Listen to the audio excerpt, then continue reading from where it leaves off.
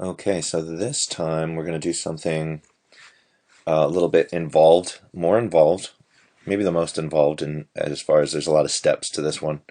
We're going to get into making and moving what I call articulated figures. An articulated figure is a figure that's broken into pieces that you can move, kind of like an action figure or like a marionette puppet or a paper doll.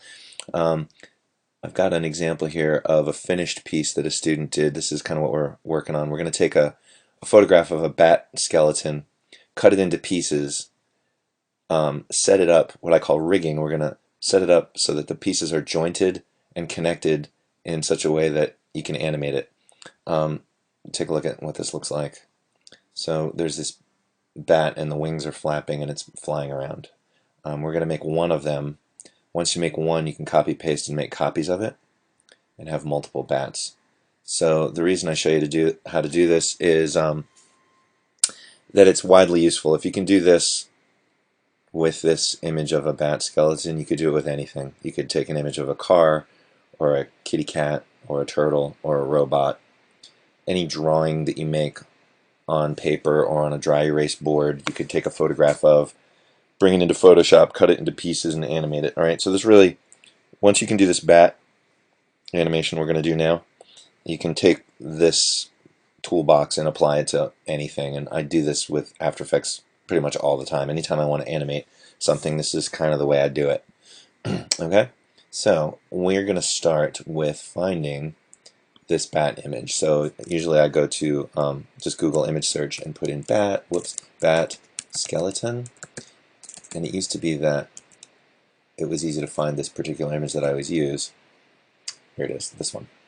And I think I have it in the files in Canvas too. You could look for it there. But it's called Morphology of the Chiroptera. This is the piece that I always use, and you'll see why. It just works really well for this exercise. So sometimes students will pick a different bat, and I would say do that at your peril. Yeah, I mean, you can still walk through this exercise, but I know this one works well, so I would advise using this one. So when you find this, click on it and control click on the image and say save image as. And it wants to call it bat skeleton. You want to definitely have the extension on there, JPEG, so that you know what kind of file it is, okay? So I'm going to save this as bat skeleton in my Summer 19, save it. Okay? And then I want to open it in Photoshop. There's a number of ways you can do that. You can either open Photoshop and then say file open in Photoshop, or you can go find the file, bat skeleton, somewhere in here. Here. And if you control click on the file bat skeleton, you can say open with and choose Photoshop. That's a shortcut. On a Mac it definitely works this way. I think a PC might be slightly different, but you want to get it open in Photoshop because we're going to start there. Okay, pardon my other jazz. I got a lot of things going on in Photoshop. So this is what it looks like when you're in Photoshop. I think we did very little bit of Photoshop earlier when we did the ball bouncing. So I'm not going to get too deep into Photoshop here. I'm just going to show you how to get this file ready to bring into After Effects and do some stuff with it. If when you open it is tiny, you can take your magnifying glass tool and make it larger. This history thing is in my way, so I'm just going to do that. All right, so you should have something looking like this. You got your bat. You got one layer called background, which is this bat. Now, when you open things from the web in Photoshop, it almost always comes in as one layer called background with a lock on it. So you're not going to be able to do any pixel manipulation. You've got one layer of pixels here. Everything you see, the black is not a vacuum of outer space. It is actually black pixels. So what we want to do is get rid of these black pixels so that this is just transparent when we bring it into After Effects, and it's not a white bat with a black square around it. We want to get rid of those black pixels first. And then we're going to cut the bat up into pieces and name them and get it ready to bring into After Effects to animate. So first thing you need to do is click on your Move tool, this arrow tool. Come over here and double click on the word background, click, and rename this whole bat. Okay, because this layer is the whole picture. Say OK. So that renames this layer it's not called background anymore, and the little padlock comes off of it. So now you can get your tools and cut and move these pixels around. Okay, this is a one layer of pixels. Think of it as little colored marbles. And what Photoshop lets us do is get our hands on these pixels, right? Quick way to get rid of all the black pixels. There's a number of ways you can do this. Use the Magic Wand tool, which may, if you hold on this, it may not look like the Magic Wand. It may be set to quick selection, which looks like a paintbrush, or a, like a paintbrush with a marquee dots around it. So click and hold until you get your Magic Wand tool. Magic Wand, the way it works is when you click on whatever pixel you click on, like if you click on a black pixel, if you look up here at your tool settings, it's going to choose, my tolerance is set to 5. It's going to choose whatever pixel you click on plus 5 pixels darker or lighter in each direction. So I think your default usually is set, if I'm not mistaken, to 60. It may be different on yours. So when you click with the Magic Wand on the black, you can kind of see this marquee is it looks like it has kind of got most of the black pixels selected. This dotted line indicates what is selected. So if I hit delete, you can see it gets rid of all the black pixels except the ones that are trapped inside the little islands of bones, right? So I could go in here with the Magic Wand and zap these one by one. I'm not going to do that. I'm going to go Command Z, back one step to where I was, and go Command D to deselect. So here I am back where I started without selecting anything. If you look up here in your Magic Wand, there is a checkbox checked for the word contiguous, and in this case I want to uncheck that. The reason that these black parts were left behind is they were not touching these black pixels out here. So with contiguous set, it's only going to select the pixels that are touching each other. That's what contiguous means. The other place I'm used to hearing that word contiguous used is when we talk about the contiguous United States of America, which means all the states that are touching each other. So like Alaska and Hawaii are not part of the contiguous United States. So these little pieces of black in the ribs here are like Alaska and Hawaii. They're not touching. So if you turn off contiguous, click on this, you can see that it goes in and gets those little pieces of black. So that's what you want, right? Sometimes you do want contiguous selected. Like for instance, if you had a figure here that was like SpongeBob SquarePants on a white background, and you wanted to get rid of the white background, but you didn't want to get rid of the whites of his eyes, you would keep contiguous selected so that you could get rid of the white background but leave the whites of his eyes, right? So now that I got all the black sorted out, it's still selected. So in order to get rid of the selection, I got to hold down Command and hit D for deselect, right? And that will deselect the selection and allow me to continue, right? So this is ready to go. I do find it difficult to see the white bones on this checkerboard background. This checkerboard background indicates that it's transparent, that there are no pixels here. This is like outer space. There's no pixels. So usually what I do here is I make a new layer right here with this little page turning icon. Click on that and you see you make a new layer called Layer 1. With Layer 1 selected, when you click on a layer, it becomes light gray. Do you see this? So with Layer 1 selected, I'm going to hold down Command and hit the letter A, select all. And I'll get a marquee for the whole layer. You can see around the edge, everything is selected. One of the important things about Photoshop is keeping an eye on what layer is selected. Right? So whatever I do right now is only going to happen on Layer 1. And it's not going to affect this layer that the bones are on. So on Layer 1, on Layer 1 everything is selected, and I'm going to say Edit, Fill. I'm going to choose Edit Fill. And here it says Contents Black, I'm going to choose Color. Okay, and this is my color chooser. I'm going to choose a nice mellow color for the background, something I like to look at because I'm going to be working on this bat for a couple minutes. What I'm really doing here is I'm sort of making a tablecloth to put down underneath the bat so I can see it better. So when I said OK, it makes this Layer 1 completely filled with blue. Now the bat didn't go away, it's just I basically like laid a blanket of blue over it. The bat is behind it. Okay? It's still selected. I still have this marquee, so I need to hold on Command D to deselect, and then I'll take this layer 1 and drag it down behind the whole bat. Okay? So I just did that so that I can kind of see the bat a little bit better. But it's a separate layer. See when I turn the visibility on and off? Okay? I'm going to take this layer 1, put a lock on it, so I don't accidentally cut the blue when I come in here to cut the bat up. Okay? The next thing I want to do is take this whole bat layer, select it, click on it so that it's light gray, go up to Layer and say Duplicate Layer. And it's going to make a duplicate of this called Whole Bat Copy. The reason I do this is so that I've got one layer that I can kind of cut up. This whole bat I'm going to use to cut up and create an articulated figure. This whole bat copy is just going to be my archive in case later on I want to go back and have the whole thing, or I need to come back and redo it. I'll have this as a backup. Okay.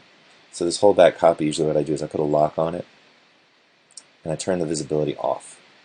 Right. So this is sort of in the drawer, under the bed, in the bank. I'm not really looking at it. It's just as a backup. It's there if I want it. And this is the one that I'm going to use. Right. So when I turn the visibility on and off, I don't see this whole bat copy. This is just sort of there for later if I need it. Okay. You don't need to do that, but I always, from experience, I've found that if I accidentally mess this up and I need to go back to my original, I have it right here in the bank, so to speak. Okay. All right. So now we are ready to cut this into pieces. And the way that I do that is select this layer, whole bat, because this is where the pixels are. I'm going to keep saying that because often when you're working in Photoshop, you'll try to do something and it seems to not respond. It seems to not be doing what you want it to do. If that ever happens, glance over here and make sure you're on the layer that you think you are or the layer you need to be. You always have to pay attention to what layer you're operating on.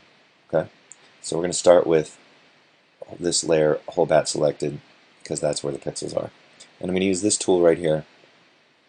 It's called the polygonal lasso tool. If you don't see it, it might look like a regular lasso. I use the second one, polygonal lasso. The third one is magnetic lasso. Some people are fond of that, but in this application right now, I'm going to use this polygonal lasso, and I'll show you why. The way that the polygonal lasso works is, let me show you on this layer 1. I'm going to turn this off for a minute and show you. I'll unlock layer 1. You don't have to do this. You can do this yourself if you want, or just watch me do it. The way polygonal lasso works is every time you click, it sets a point, and so you can see every time I bend this line, it's a click. So I'm going click, click, click, click. I'm just randomly clicking around. When you get back to where you started, right here, it's that little tiny circle that pops up next to the lasso. That little circle means that I'm about to close this shape, this selection.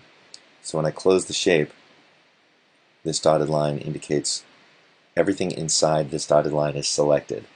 And I can either copy it, copy paste it, delete it, apply effects to it, change the color of it. Photoshop is just waiting to be told what to do with this selection. Since I'm on the layer 1 where all this blue is, if I hit delete, I'm going to get rid of all those blue pixels. I'm only doing this to show you how the tool works, okay? I don't actually want to delete that.